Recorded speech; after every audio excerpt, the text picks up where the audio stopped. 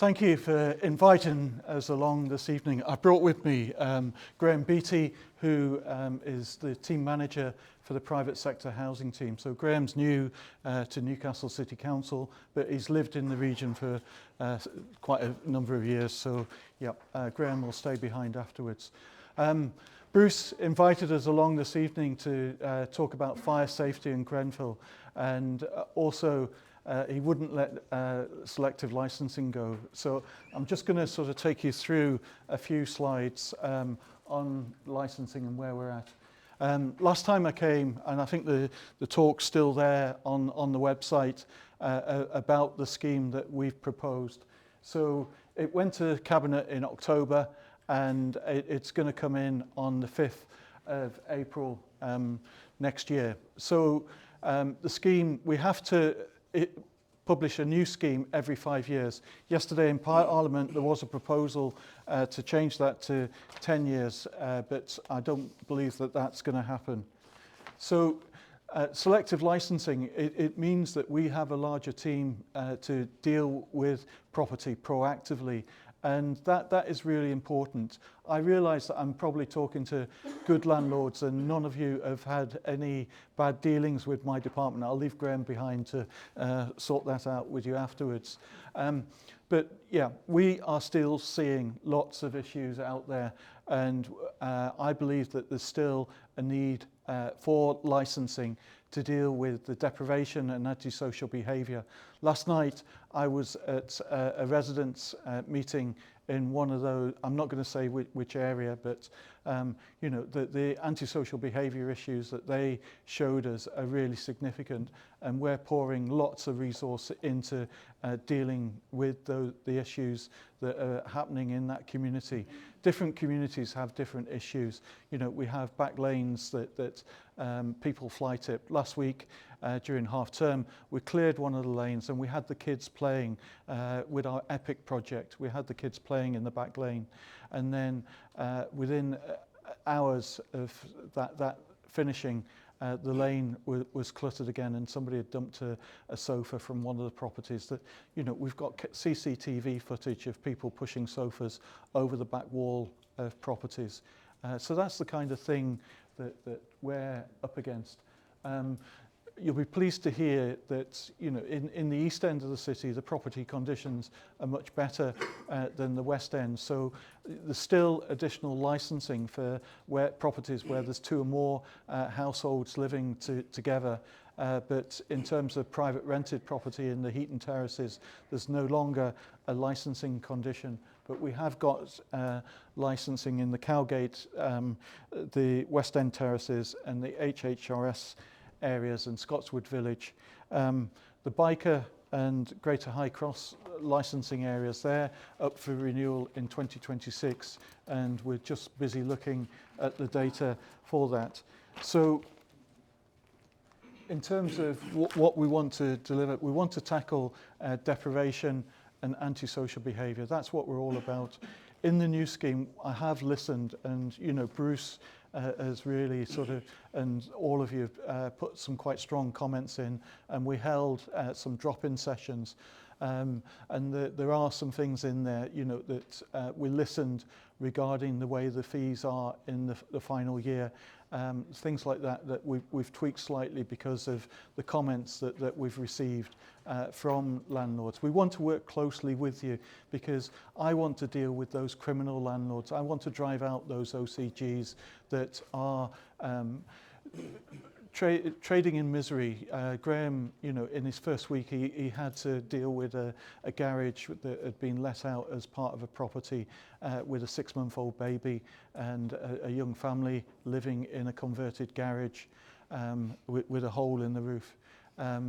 Then at the early part of the summer, I went to a listed building owned by a well-known businessman in the city, and we're prosecuting this, and I will make sure that you get the link to it, because it's absolutely awful. There were people that were brought in from abroad to work, and there was, I think there's 50 jobs for 500 people. This is happening all over the country. The same company are operating in Oxford, and we've linked with the organised crime group to deal with this, and the CCG, because these people were brought in to work in the care industry, and it was just, they were extracting money from the scheme.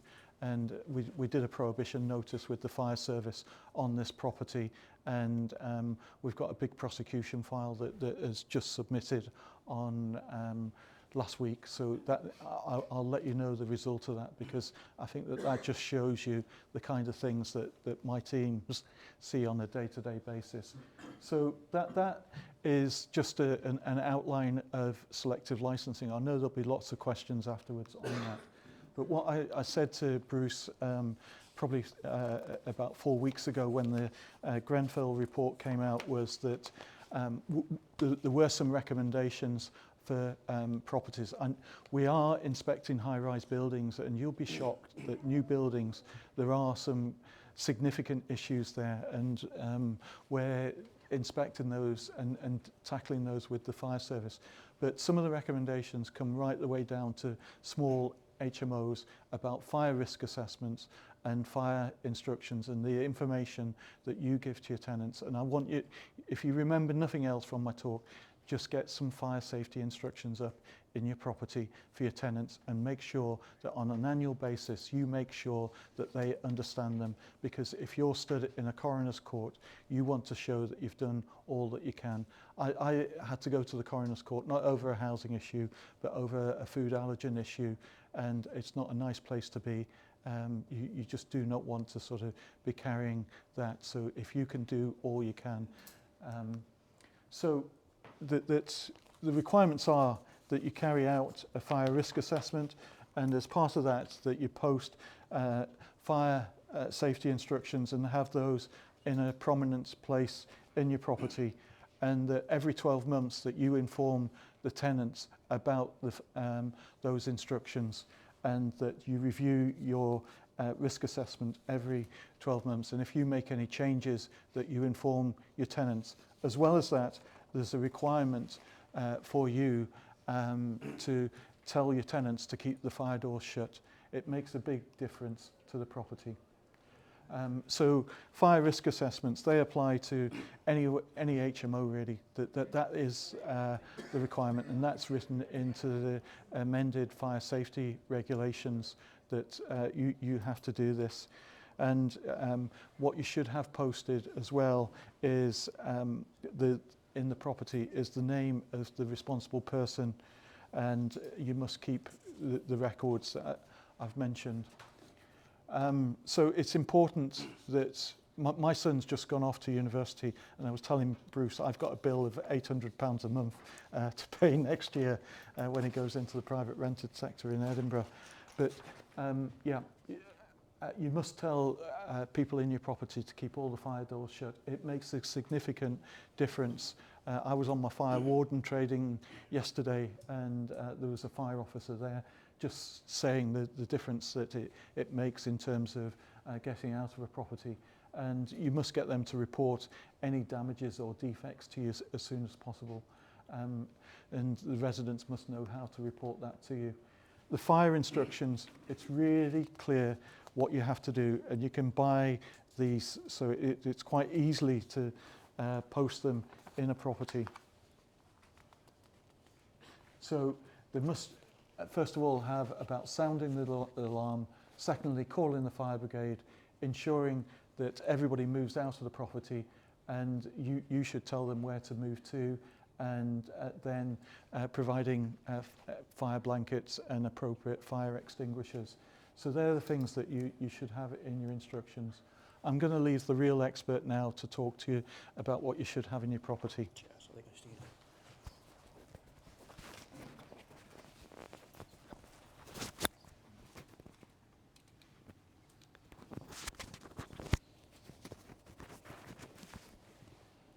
Cheers out. You okay, got that? Yep. Yeah, I mean, today I'm going to talk very much in general about the fire safety side of things. I'm conscious this is a new presentation for me. It's not actually my presentation. I think if I can tweak this for next time, I'll try and make it more visual. I think especially when I look at the property management side of things, you can very much see, you know, damaged fire doors, the types of hazards that we come across. But in general principles, this diagram kind of says it all, really. First and foremost, we're looking at fire safety equipment, which must be clearly installed properly and more essentially maintained from there on in, such as your smoke alarms, fire extinguishers, and if applicable, fire blankets. Next step is the fire doors. Again, fire doors have a crucial role in preventing the fire from spreading. They should be fitted, close fitting, with insulation strips that swell in the event of fire and block any gaps affecting smoke coming through. Obviously, emergency lighting should be provided in cases of power failure during a fire or in areas where there's poor natural light. And again, fire exit routes should be clear and unobstructed towards the fire exit routes. I think Ed mentioned before the fire safety regulations 2022 that came in post-Grenfell. What was specifically said in that is occupants of all residential buildings should be and feel safe from fire, and that's regardless of the level of floors and level of stories. So first and foremost, one of the most important aspects is the fire risk assessment. And really that involves a systematic evaluation of the property to identify potential fire hazards, access from various different levels from risk, and really from that develop an action plan to really mitigate those risks. And this should be done by a competent person.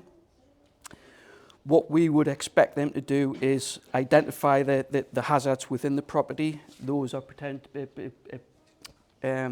present a potential fire hazard, assess the potential harm from those hazards, and determine who could be harmed in terms of tenants, staff, and potentially visitors. Then move on to risk control, very much around identified risks, which should be adequately then controlled, and any further actions to minimise those risks from there on in. And along with that, risk mitigation, so outline reasonable, effective measures to control and eliminate those hazards. And from there, identify fire hazards, such as things like electrical safety systems, inadequate fire suppression, and improper storage of materials. From that, you look to evaluate the level of risk associated with each of those hazards. And then really you look at preventing the fire from starting in the first place and spreading and reduce the risk to a lower level. They should be reviewed really whenever there's a significant change at the property or within every year or so, I would say.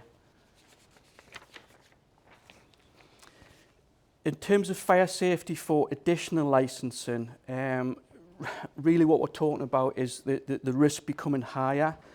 And really this is down to the relationship between the tenants. It's not your traditional family. There we're looking at things like hardwired smoke detectors on all levels, hardwired smoke detectors in communal areas and risk rooms, hardwired detector in the kitchen, interlinked detectors, fire door to the kitchen. Again, doors should be well constructed. Fire exit to the external side of things should be operational with an internal hatch or key, and potentially additional provisions around about rooms. Really, in terms of property management, my advice would be certainly regular inspections to check the condition of this. Look out for blocked fire exits, look out for weights dumped in front of fire exits, look out for tampered fire detection systems. The common one we come across is in a bedroom, say, as a sock across a smoke detector if the person smokes. Again, regular inspections to identify that side of things. Coat hooks put across a door just over time, wear and tear, and certainly damage to the insulation strips. Again, looking at mandatory HMOs, so the additional HMOs with 3 or 4 more stories. Again, in terms of the risks higher again. So what we'll be looking at is a longer duration in terms of fire resistance and fire protection. So you're looking about 30 minutes in terms of your escape routes. Perhaps enhanced protection on some sort of storage area. Certainly if you've got a gas meter or anything like that in a cupboard. And risks from any other bedrooms, such as studies or spare rooms or storage rooms. Again, the risk higher in terms of the number of tenants, the relationship between those tenants or perhaps lack of, and the time taken to exit those premises has obviously increased. Properly managed again, regular inspections. I would look for things like fire damage, damage to walls, in reducing the 30-minute resistance time, and also just general wear and tear. It's a bigger property, there's more people in there, and there's more likelihood for damage of this type of equipment.